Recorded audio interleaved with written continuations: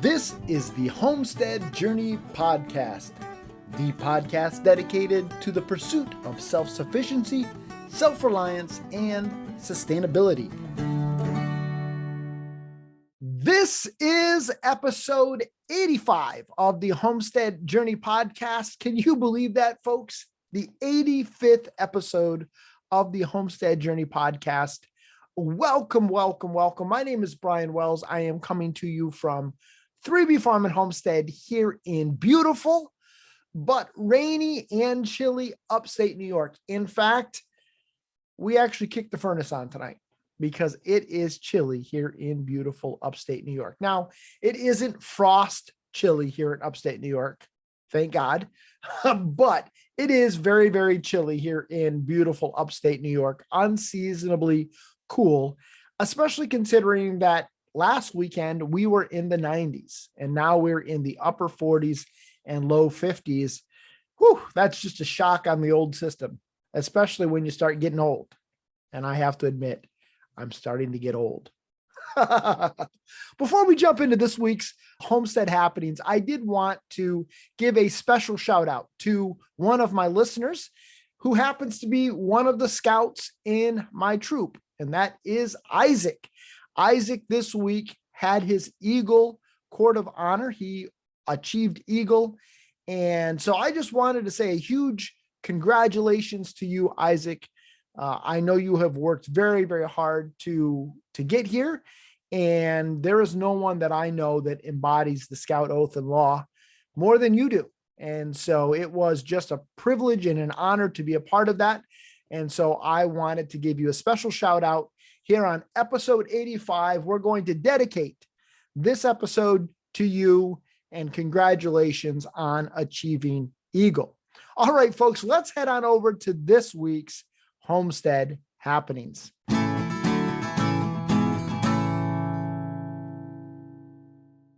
Here on the homestead this week, it really has been about garden. My goal was to try to get all of the square foot garden area planted before Memorial Day. And I am pleased to announce that I was able to achieve that with the exception of my sweet potatoes. I did buy my sweet potato slips this week. They didn't look all that hot, so I put them in some water to kind of help them recover. But because it is so cool and sweet potatoes do like it a little warmer, I've decided to kind of hold back on them, let them sit in the water a little bit, and then I will plant them out hopefully this coming week. But other than that, every square foot of the garden has been planted in the square foot garden section in my raised bed area. And I'm just so excited about that. Not only is it planted, but I actually am starting to achieve a harvest. So this week, I actually was able to start harvesting some of the radishes. And at the urging, I don't know if I'm going to say urging, but we'll say encouragement. Barb, one of the members of the Supporting Listeners program, has been doing some things with radishes. She actually pickled some radishes. And in the Supporting Listeners group on Facebook, she actually shared with us some recipes for sauteed radish greens and roasted radishes.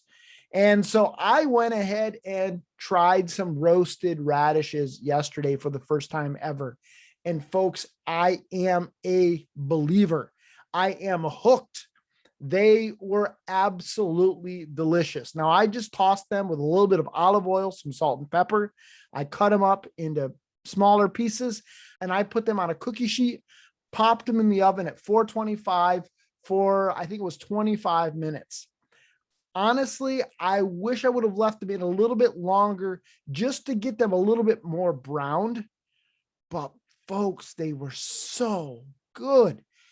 They didn't taste like radishes. They didn't, I mean, well, obviously they tasted like radishes, but they didn't have that bite that radishes have that I just don't care for. Roasting them takes that bite right out of them.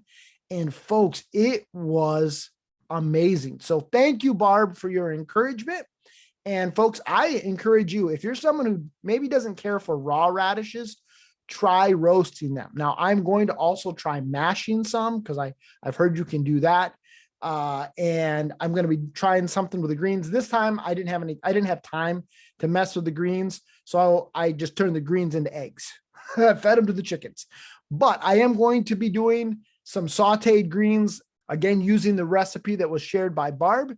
And so if you're interested in being a part of a community like that, where you can connect with other like-minded individuals and receive that level of encouragement, head on over to support.thehomesteadjourney.net and see what it's all about. So back to the garden, I have a confession to make, and that is that this year's tomatoes that I started were absolutely the worst tomatoes I have ever started. Now, I think that they will eventually bounce back. They will do fine, but they certainly were not my best attempt at starting tomatoes. In fact, if you remember a couple of weeks ago, I tried that experiment of rooting tomato cuttings in water and then planting them. Those tomato plants actually look much better. They're much bigger. They're much healthier than my original starts that I did in the soil blocks and the wind strip trays. And I think what the deal is that I started them a little bit too early if I wasn't going to pot them on. And you know, I'm a lazy gardener. I don't like to pot things on. And I think if you time things correctly, you don't need to pot things on, at least in my area. That's been my experience. But this year, what I did is I changed from following Clyde's. I've got the Clyde's garden planner right here. I'm showing it on camera. If you're watching on YouTube, you've seen it. If you're listening on the podcast, just imagine it in your head. But normally I have followed Clyde's garden planner. This year I followed almanac.com garden planner for dates as far as starting things. Now, Clyde's recommendation is to start tomatoes about 4 weeks before the last average frost date. Generally speaking, people usually advocate 6, 8, some places even 10 weeks before the last average frost date. I don't remember exactly what almanac.com said, but I know it was much earlier than what Clyde recommends. And so I think I'm going back to Clyde's recommendation next year because I didn't have to pot things on and I had a little bit of a healthier tomato plant, I think, going into it. Not as big, but it's okay. They catch up very, very quickly. And so it's all good. My peppers, though, well, I kind of lost in the tomato category. The peppers are the best looking peppers I've ever started. So you win some, you lose some. It is what it is. But I am very, very happy to have the square foot garden area all wrapped up with the exception of the sweet potatoes. I started yesterday on the Ruth Stout bed. I shouldn't say I started on the Ruth Stout bed because I had already planted some peas up there. But I moved on to the Ruth Stout bed. I've got my potatoes planted. Although, honestly, I don't know how well they're going to do. I cut the potatoes up. I left them out to dry to kind of scab over. And some of them started to mold on me. I went ahead and planted them. Don't know if anything's going to come up. We'll see. Actually, had a number of volunteer potato plants out in the area where I had planted potatoes last year. I went ahead and left them. So we'll see what we get. But anyhow, the garden is in. At least the square foot garden is in. This week, we're going to go ahead and get the Ruth Stout bed in, and then it's going to be a good harvest. I can just feel it in my bones. All right, on to the animals. As far as the pigs go, we had somebody come get 3 piglets this week, and they actually have just gone up the road, not too far from us. I'm so excited for them. The family is just in love with the pigs. It's been exciting to see the pictures and the videos of the kids with the pigs. That brings me down to having 2 piglets left here. And so that will be my meat for next fall. And they will also be some pigs that we will show at the fair this year. And so I'm very, very excited about that. We got the announcement, I can't remember if it was last week or the end of the week before, that we are moving ahead with the county fair. And so excited about that, getting jacked up, jazzed up, a little giddy inside because I love the fair. And so those piglets will be shown at the fair. Today was processing day for our meat birds, so I'll talk about that in a little bit. But I will be moving the electric poultry netting that was around them and putting it around our standard breed birds. And then they will be able to start going outside this week. They're doing very, very well. They're growing out very well. Certainly they're getting a little cooped up. They're going to like being outdoors, and we're certainly going to like having them outdoors. And so very excited about that. Sweet Pea is down to 2 chicks, but she is mothering those 2 chicks very, very well. And Peggy, who is the leghorn that went broody, that's what Brian J named her. She is still setting, so we'll see if she hatches out any eggs. We actually have a couple of broody geese right now, so we'll see if they hatch anything out. And so it's just a very, very exciting time here, animal-wise, on the homestead. We did have something that didn't necessarily go according to plan this week happen with one of our animals. And that was that we had made an appointment for Sunny, one of our barn cats, to be spayed or neutered. We weren't sure whether or not Sunny was a boy or a girl, but we had made arrangements at an appointment for Sunny to go to the vet this week. But when it came time for us to put Sunny in the cat carrier, Sunny had other ideas. Now, I tried to use a blanket to kind of wrap Sunny up so Sunny couldn't see what was going on. Sunny was having nothing to do with that at all. Thankfully, I'd armored up. I had my motorcycle jacket on. I had my motorcycle gloves on, and Sunny went all psycho cat. And I didn't get scratched, but did bite through the gloves and broke skin in one area. And then Sunny took off, and Sunny went up a tree, and Sunny is still up the tree. And so if you have any ideas on how to get a cat out of a tree, let me know, because Sunny is way up the tree. I'm not calling the fire department, but Sunny is way up the tree. And we've been trying to coax Sunny down out of the tree, and Sunny's just kind of looking down at us and meowing. And Sunny has been up that tree since I think Thursday. And so I don't know. We'll see if Sunny comes out of the tree or not. So Sunny right now is up the tree, and Blackie took off. In all of the commotion, Blackie, the tame black barn cat that we had, took off. And I think my wife saw Blackie on maybe Friday morning, Thursday night, or maybe Thursday night, she found Blackie. And then we haven't seen Blackie since. So I don't know. We may be back in the market for some barn cats. We shall see. Finally, today was chicken processing day. We processed our Cornish crosses today. And folks, it was one of the most miserable processing days we have ever had. It was rainy all day today, and it was just cold and miserable. Now, as I've shared with you on this podcast before, I have stopped doing a fall batch of meat birds because the weather in October, which is when we would be processing the meat birds, is so unpredictable that I just don't like to gamble on it, because it can just be cold and miserable doing processing in October. Well, today it was very unseasonably cold, and it was raining. And even though I have an easy up and we had most of the gear underneath that, and if you want to see our setup, it's very rudimentary, but I did post pictures of it to our Instagram and Facebook account, so you could definitely check that out there. But folks, I am chilled to the bone. In fact, as soon as I am done recording this episode, I am going to draw me a warm bath, and I am going to soak until I get rid of some of this chill. But we did process 35 birds. One of them looked really weird. When we cut open, it was filled with liquid and the liver didn't look right. I'm not sure what was up with that one. We decided just to go ahead and discard it. It looked funky, so we said, let's just get rid of it. But we had an average of 5 pounds of bird, which is what we're shooting for. A total of 175 pounds of meat across 34 birds. Our largest, I think, was 6.25, and our smallest was one that my dad had that had a crooked lower beak, so it couldn't eat properly. And I think that one weighed in at about 3.5 pounds. But our average was 5 pounds a bird. So I was very, very happy with that. And so we have those in the freezer, and we will be enjoying them until we process birds again next year.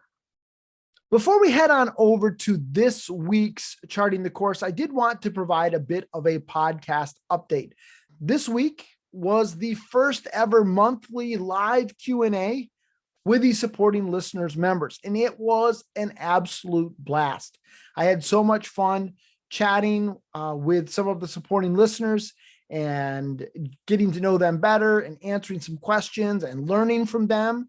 And it just was a lot of fun. So if that is something that would be of interest to you, you're someone who is looking for a group to call your own, like-minded people to connect with, head on over to support.thehomesteadjourney.net to find out more information.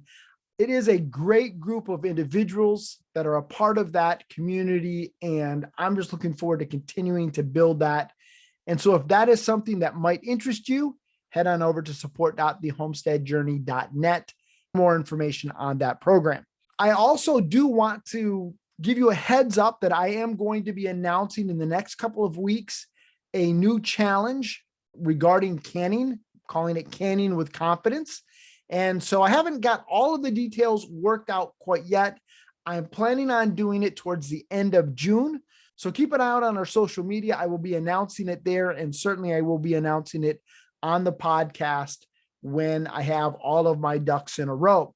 Finally, I did want to address one thing from last week's podcast. This was something that came up in the monthly Q&A, and that was when I used the term conventional guy last week in the podcast. And the question was whether or not I thought someone who used more conventional methods, who might use fungicides, herbicides, pesticides, and so forth, maybe chemical fertilizers, if someone like that was a homesteader, or if I was making the assumption that somebody like that was not a homesteader. That was not my point at all. My point with regards to using the term conventional guy last week was simply that a lot of people, when they approach homesteading, for them, it's all organic or it's not within the boundaries of homesteading. And I was actually, and probably not eloquently, arguing that conventional guy really is somebody who, in my opinion, might fit within the homesteading umbrella. Now, he might just be a gardener. We could go back and forth as far as when does somebody stop being a gardener and become a homesteader. That's neither here nor there.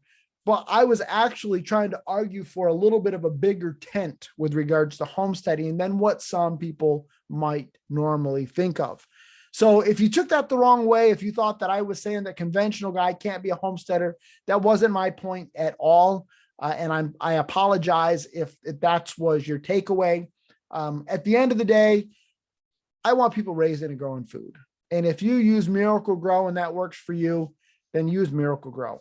No judgment here. Whatever you're comfortable doing, if you're raising and growing food, you're on that journey towards self-sufficiency, self-reliance, and sustainability. In my opinion, you're part of the homesteading movement, and it's all good. All right. It's all good. All right. Let's head on over to this week's Charting the Course.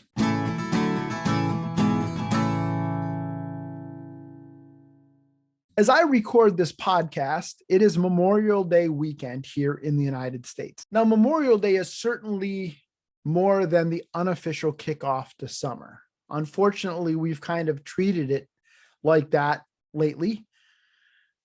But Memorial Day is that time of the year when we are supposed to pause and remember the men and women of our armed forces who have laid down their lives in the service of our country. And while that certainly is the primary reason behind Memorial Day, for me, Memorial Day is also a time when I spend a lot of time reflecting on my family's legacy. You see, every year since we relocated back to this area in 2007, with the exception of the year that my brother Eric got married out in Texas, we have made the journey a little over 2 hours in length one way up to Moncton, Vermont, to where my grandparents are buried.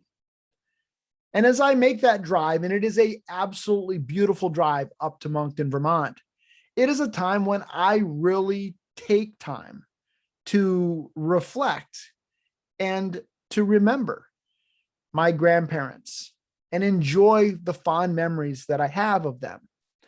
And for me, many of the memories that I have of my grandparents are really related to raising and growing food.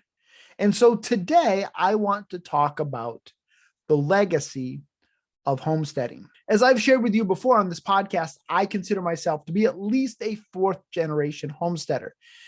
And I've also shared with you that it wasn't until rather recently that we had a name for what we had been doing all of these years. None of my ancestors, as far as I know, ever used the term homesteading or homesteader to refer to their way of life. For them, it was just living.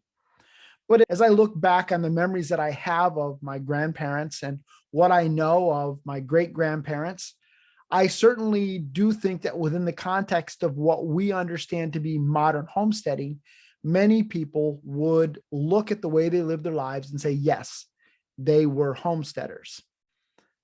Now, on my mom's side of the family, I don't have many memories of my grandparents. In fact, my grandfather, I don't remember him at all. Both he and my grandmother passed away when I was 3 years old. My grandma case, I really only have one memory of her, and that was going to visit her as she was fighting cancer later in life. And I do remember going to visit her. She was hooked up to some oxygen tanks. That's the only memory that I have of my grandmother. But I do have some aunts and uncles on my mom's side who have been very, very influential in my journey towards self-sufficiency, self-reliance, and sustainability. I actually had the opportunity to spend a few summers during my teenage years with some of these aunts and uncles. The first is my Aunt Mill and Uncle Ron. They live on a rather sizable piece of property on the edge of the Adirondack Mountains. And from a very young age, I remember them always having a very large garden. And in fact, my Aunt Mill is the one who taught my mom how to can. And it wasn't until a few years ago that my mom actually found out that my Aunt Mill never enjoyed canning. For her, it was just a matter of necessity. That was how they made ends meet. That was how she fed her family, was through canning produce. But my aunt and uncle to this day still have a rather sizable garden. I don't think she cans any longer. I think she does some freezing. A lot of it they eat fresh. They grow a lot of potatoes, which they then store. But they were very, very influential in my homesteading journey, just as I observed how they went about things. They are the first people that I ever remember practicing composting. They're the first people I ever remember practicing kind of that nose to tail approach to eating animals. They ate kidneys and heart and liver and just kind of those things that a lot of people see as being a little bit strange and out there. When I was real young, I remember they had chickens for a while. My uncle is an avid hunter, and so I have spent hours with them cutting up deer. And so my Aunt Mill and Uncle Ron have certainly had a direct impact on my food journey.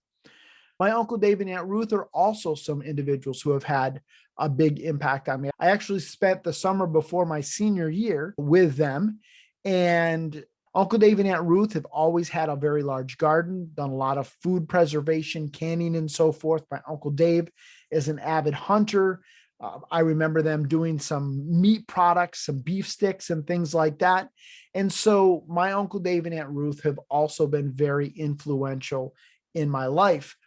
But certainly the bulk of my homesteading legacy, I really trace back to my dad's side of the family. My grandfather actually grew up on a farm just across the river from where we currently live.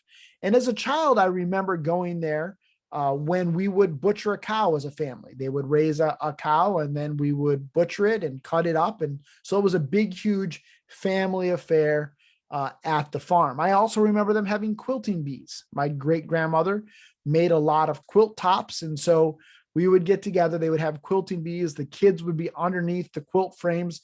They would push the needles down. We would push them back up. And it was just a great time as a family working together and producing quilts. It was a lot of fun. Certainly, besides my mom and dad, the people who had the most impact on my journey towards self-sufficiency, self-reliance, and sustainability were my grandparents. When I was really young, I remember my grandfather planted half of his property, it was about a half acre, to sweet corn.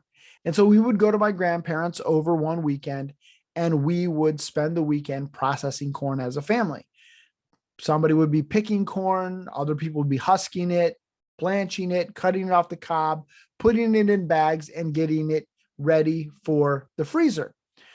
We also did the same thing when it came to chickens. My grandfather always raised a couple hundred chickens. And then in the fall, we would get together and it was kind of, again, that assembly line. My grandfather would chop the heads off the chickens. They would run around. Us kids would go collect them. And then it was just, again, another assembly line from chicken to freezer. My grandfather always raised a couple of pigs. And so I remember as a kid, we would go to my grandfather's, we would load them up, put them in the truck. We would deliver them to different processors around the area, and then we would go pick up the meat later.